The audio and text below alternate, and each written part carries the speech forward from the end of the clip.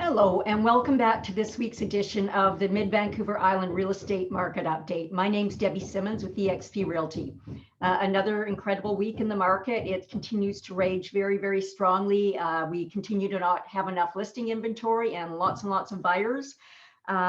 This week, I'll show you what happened on our hot sheets this week, and then we'll get into the nitty-gritty of what's going to come down the pike and affect us here, because a lot of things are going to affect us here that I'm going to go over very shortly.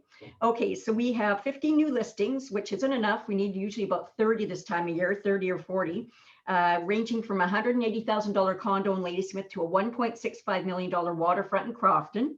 50 new sales. Starting at $236,500 and for a lot in Crofton, up to $801,000 on Hooper Place in Ladysmith. Notice 15 new sales, 15 new listings. So it's almost a one-to-one ratio that everything is selling. That's what it's really saying. Everything that's getting listed right now is getting sold at a very high price and very well over ask at certain times. So there are the 50 new sales. Call me anytime for tons of detail on this. I can drill right down to lots of detail for you if that's what you need. There are those new sales, and then we've got 10 here that have changed hands and gone to their new owners. Okay, so the macro picture this week of things that are going to affect us start at the federal level here with our budget. So Chrystia Freeland, our finance minister, delivered our first budget, our first federal budget in 2 years. And as we talked about last week, more taxes are coming at us. Well, this budget proposes 101.4 billion in new spending, including a new national child care program. So we thought more taxes were coming at us like crazy. Well, even more than we even knew or thought. On the economy side of things, there'll be a boom in travel. They're starting to anticipate that now as everybody's getting vaccinated, and travel and services and restaurant business will go through a boom shortly as soon as we're reopened, and the resumption of air travel. There's decline in capital investment in Canada. We need to attract capital, but as BC did a couple of years ago, the federal government is bringing in a foreign buyers tax. So that's going to discourage people from coming in with their capital to support our businesses and jobs, etc. We need to invest in our workers and in our businesses. We can't make things tougher for them tax-wise. It's already really tough for them from a number of things. Another thing that sort of came on the radio screen in my world this week, and I need to learn a lot more about it, is that all of these Bitcoin and cryptocurrencies are gaining acceptance in the market. So I need to learn a bit more about that, because maybe that's a hedge of protection from what's coming at us. Investors are always enamored with real estate, so we are fortunate in that effect. But now these foreign buyers taxes will make sure that maybe it's just Canadian investors that are going to be investing. We are having a parabolic trend in real estate, and we explained all those reasons why last week. It's a very big, complex picture, but it was outlined, and this parabolic trend continues. If you want to know more about that, go to Michael Campbell's mikesmoneytalks.ca. He is very interesting and explains all of this stuff really, really well and in detail. Pre-sales, we talked about pre-sales last week. They're continuing to be very, very high. So this last week in Surrey, in a new building, they're selling 40 units every weekend, versus 4 per month, which was the absorption rate before this parabolic trend happened. So it's enormous. That's 10 times. Permit delays by local governments are our biggest problem in this market, and yet it's not being addressed by the government. They are choking our supply by being so difficult in their demands of developers, and making it almost impossible to get anything off the ground. I work with a lot of developers, and they are all having a very tough time. And we're having a tough time too, because we need their inventory and we can't get our hands on it. The number of listings is still too low. Our listing inventory is still way too low.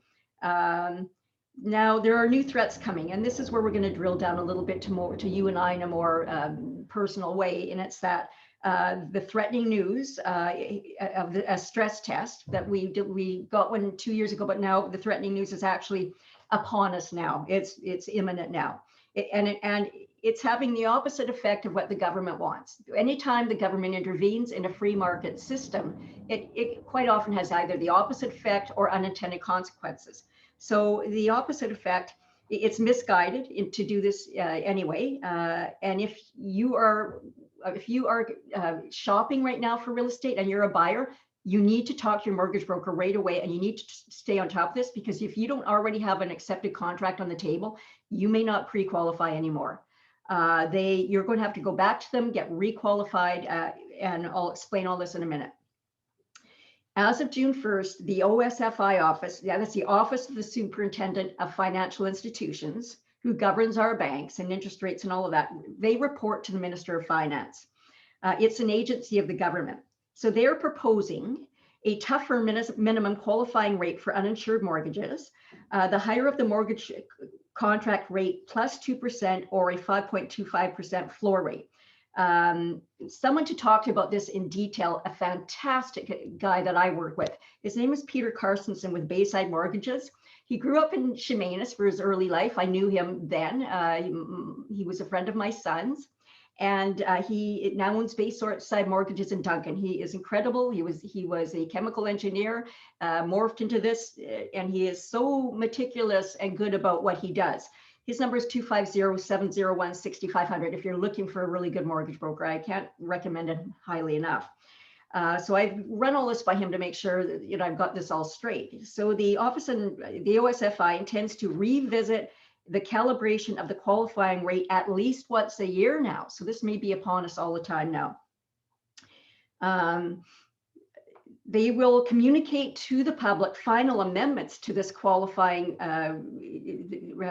by May 24th. So, and will come into effect June 1st. So by May 24th, we'll know exactly what they're going to do to make us requalify, how they're going to make it tougher to borrow, tougher to buy.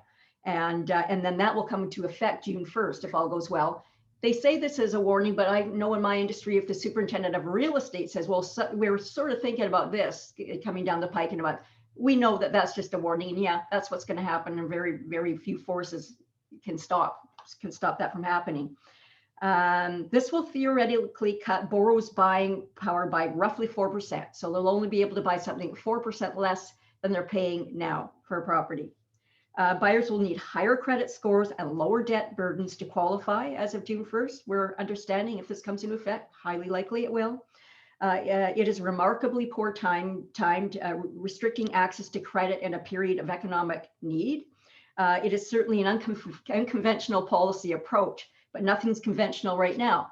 This is, of course, going to hurt the younger buyers first. The first-time buyers are going to get set back probably another 2 years to save up and try to get in as prices continue to increase. So that's the report for today. So please get a hold of your lender. If you don't have one, call Peter. He's great. And know where you stand. And that's what is happening this week. Mortgage rates are the big story this week. So thanks so much for listening this week. Debbie Simmonds eXp Realty, 250-246-0708. Professional, caring, kind.